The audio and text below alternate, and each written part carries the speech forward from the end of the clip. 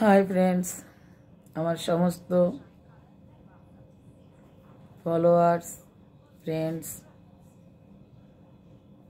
আমার শুভচিন্তক যারা আমায় ভালোবাসো, তাদের সবাইকে আমার অনেক অনেক শুভেচ্ছা ও ভালোবাসা নিয়ে ফিরে এলাম শিখার জীবনের সত্যির 16 পর্ব নিয়ে। 15 পর্ব হয়ে গেছে, 16 পর্ব নিয়ে। তোমরা সবাই আমার সঙ্গে থেকো, আমাকে কমেন্ট করো,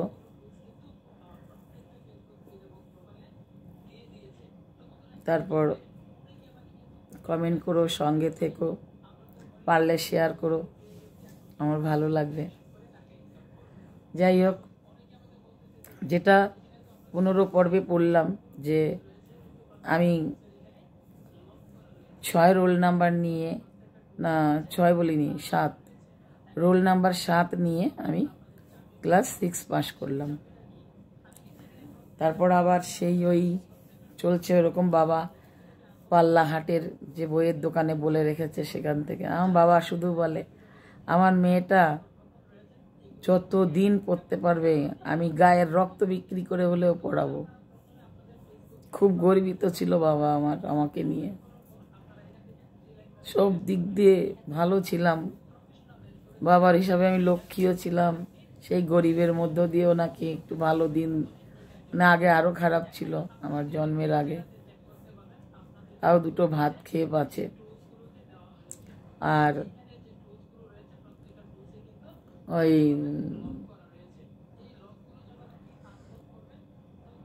এবার বই কিনে দিল বাবা, আর বাদ বাকি যা ওই খাতা টাতা তো আমি ওই নিজে কাচের গুলি বিক্রি করে ওইগুলো করে টোরে করতাম।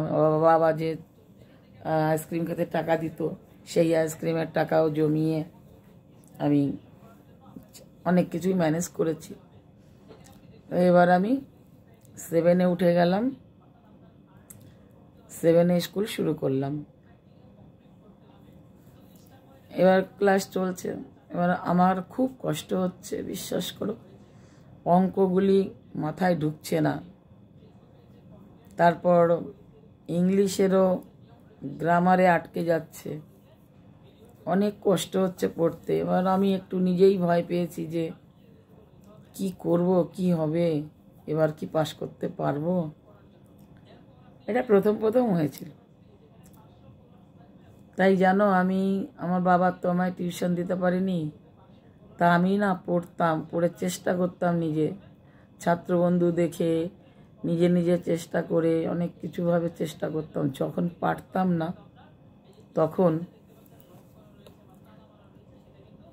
তখন আমি ডাকতাম পাড়ার, বললাম না, এক বিঘা জমির ডিফারেন্সে রাস্তা, কাঁচা রাস্তার আমার বাড়ি।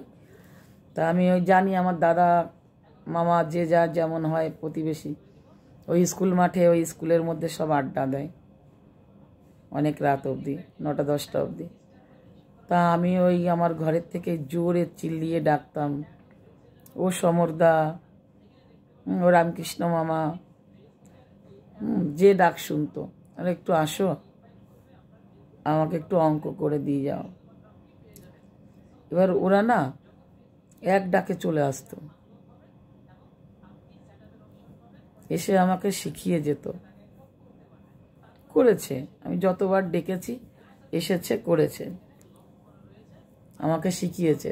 সেইভাবে করে করেই যেটুকু পেরেছি শিখেছি অঙ্কটা।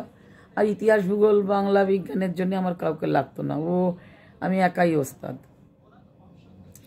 আমি এত ভালো রিডিং পড়তাম যে আমাকে স্কুলে স্যাররা যে পড়াটা আগামীকালের জন্য দেওয়া হতো, সেটা আমাকে দিয়ে রিডিং পড়াতো স্যার। আর সব দাড়ি কমা বুঝে বুঝে প্রশ্ন উত্তর ছাত্রবন্ধু দেখে দেখে প্রত্যেকটা টুকরো টুকরো অংশের প্রশ্ন উত্তর মুখস্থ করে লিখে আমি রেডি হয়ে যেতাম। মানে পড়া পারবো না এ ভাবলেও আমার লজ্জা। সবাই হাসবে, বেঞ্চে দাঁড় করিয়ে দেবে, মাথা মোটা বলবে, আমি শুনতে পারবো না ওসব। তার থেকে আমি পড়াশোনা করি, মাথা উঁচু করে বাঁচি। দেখেছি তো যারা গোবর গরু, যারা পারে না, তাদেরকে কিভাবে সবাই ব্যঙ্গ কষে আর ছোট করে। তো ওই দেখলে আর নিজের প্র্যাকটিক্যালি লাইফে অনুভব করা লাগে না। যারা সম্মানীয় হয় তারা ওই দেখেই শিখে নেবে, বুঝে নেবে কত লজ্জা, কত কি, তাহলে আমি সেইভাবে চলি। তো যাই হোক, আমি আর ওই সুযোগই দিতাম না, আমি পড়া করতাম। সে যত রাত হতো, বাবা তো স্কুল থেকে, বাবা হাটের থেকে এসে এমনও হয়েছে রাত 10টা বেজে গেছে, রান্নাবাড়া কমপ্লিট, মা খেতে ডাকছে, কিন্তু আমি এমনও বলেছি আমার পড়া মুখস্থ হয়নি, আর খাওয়ার পরে আর পড়া হবে না। আমি বলছি বাবা তোমরা খেয়ে নাও, আমারটা মা ঢাকা দিয়ে রাখো, আমি আর আধ ঘন্টা পর মুখস্থ করে আমি আসছি। ওরা রেখে খেয়ে নিয়েছে, আমাকে আমারটা রেখে, আমি এইভাবে তো পড়া আমার করা চাই। যতক্ষণ নিজের কাছে নিজে পুরো শিওর হবো না যে হ্যাঁ এবার আমাকে যেখান থেকে ধরবে আমি সেখান থেকে পারবো, ততক্ষণ বই জানি না। তো যাই হোক, এভাবে করে চলতে থাকলো, খেলাধুলা চলতে থাকলো। ওই হাই স্কুলে আবার পড়া, আবার খেলা হলো। সেই খেলায় আবার নাম দিলাম।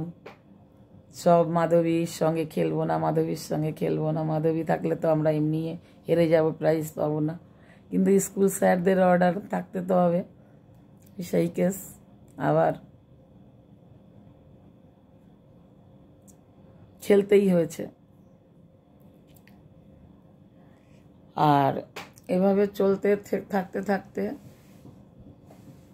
সময় যাচ্ছে, এভাবেই লেখাপড়া শিখছি, একে ওকে ডেকে অঙ্কটা অঙ্ক করছি। আর আমাকে পাড়ার মেয়ে, যারা সিনিয়র দিদি, যারা 9-10-এ পড়ে, তারা এসে জিজ্ঞেস করে মাধবী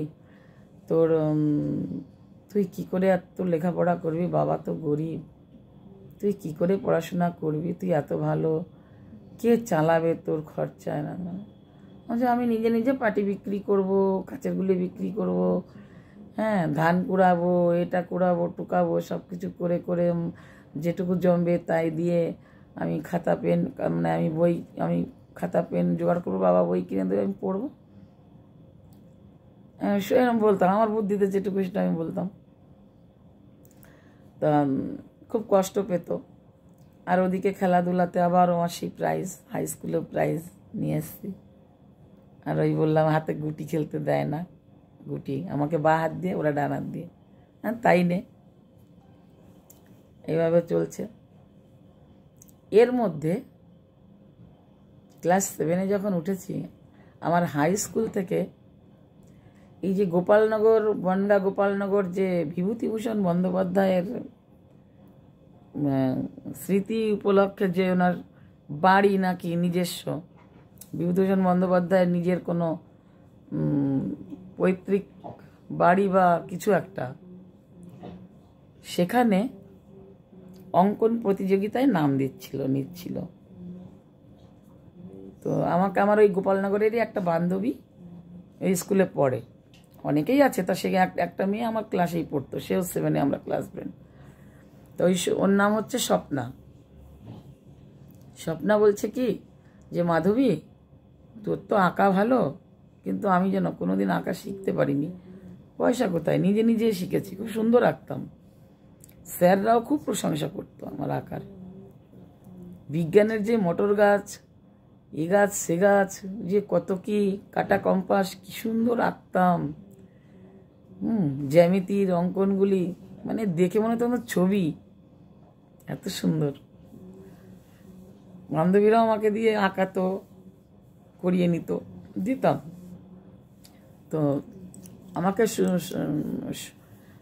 স্বপ্না বলছে মাধবী তোর তো আঁকার হাত ভালো, তুই কি এই বৈরামপুর হাই স্কুলের তরফ থেকে ওখানে গিয়ে নাম দিবি।